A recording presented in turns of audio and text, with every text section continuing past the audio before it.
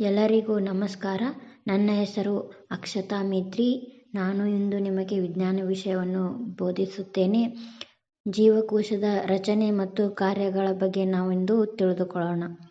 ಪರಿವಿಡಿ: ಜೀವಕೋಶದ ಆವಿಷ್ಕಾರ, ಜೀವಕೋಶದ ಅರ್ಥ, ಜೀವಕೋಶಗಳ ಸಂಖ್ಯೆ, ಜೀವಕೋಶಗಳ ಆಕಾರ ಮತ್ತು ಜೀವಕೋಶಗಳ ಗಾತ್ರ ಹಾಗೂ ಜೀವಕೋಶದ ರಚನೆ ಮತ್ತು ಕಾರ್ಯಗಳ ಬಗ್ಗೆ ಇಂದು ನಾವು ತಿಳಿದುಕೊಳ್ಳೋಣ.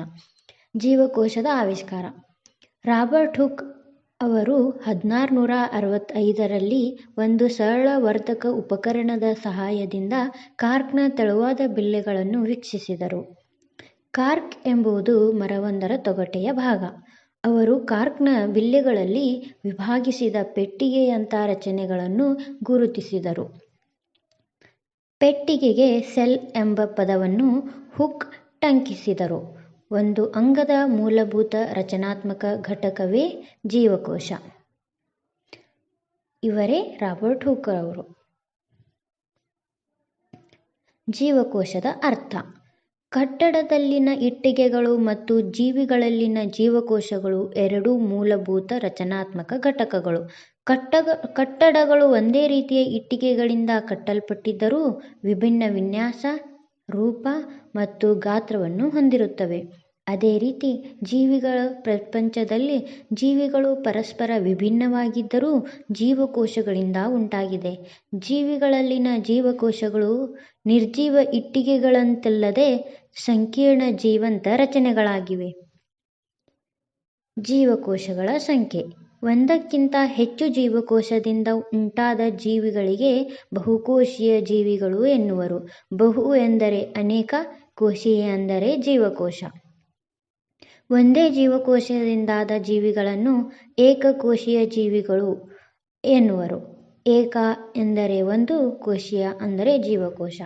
ನಾವು ಉದಾಹರಣೆಗೆ ನೋಡಬಹುದು. ಏಕಕೋಶೀಯ ಜೀವಿಗಳಿಗೆ ಅಮೀಬಾ ಮತ್ತು ಪ್ಯಾರಾಮೀಸಿಯಂ ಇವೆರಡು ಉದಾಹರಣೆಗಳಾಗಿವೆ ಮತ್ತು ಬಹುಕೋಶೀಯ ಜೀವಿಗಳಿಗೆ ಮನುಷ್ಯರು, ಮರಗಳು ಉದಾಹರಣೆಗಳಾಗಿವೆ.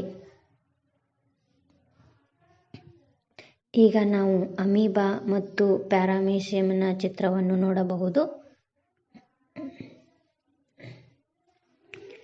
ಜೀವಕೋಶಗಳ ಆಕಾರ: ಸಾಮಾನ್ಯವಾಗಿ ಜೀವಕೋಶಗಳು ದುಂಡಾಗಿ, ಗೋಲಾಕಾರವಾಗಿ ಅಥವಾ ಉದ್ದವಾಗಿರುತ್ತವೆ.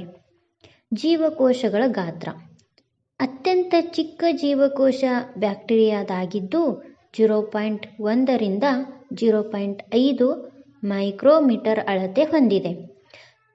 ಅತ್ಯಂತ ದೊಡ್ಡ ಜೀವಕೋಶ ಉಷ್ಟ್ರಪಕ್ಷಿಯ ಮೊಟ್ಟೆ.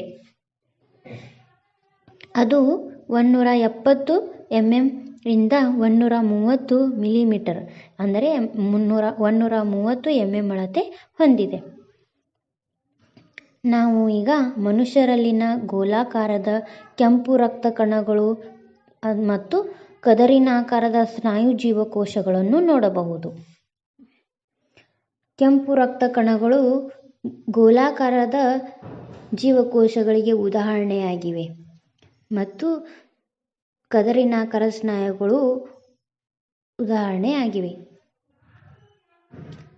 ಉದ್ದನೆಯ ಕವಲೊಡೆದ ನರಕೋಶ ಇದು ಸಹ ಒಂದು ಜೀವಕೋಶಗಳ ಆಕಾರದ ಒಂದು ವಿಧ.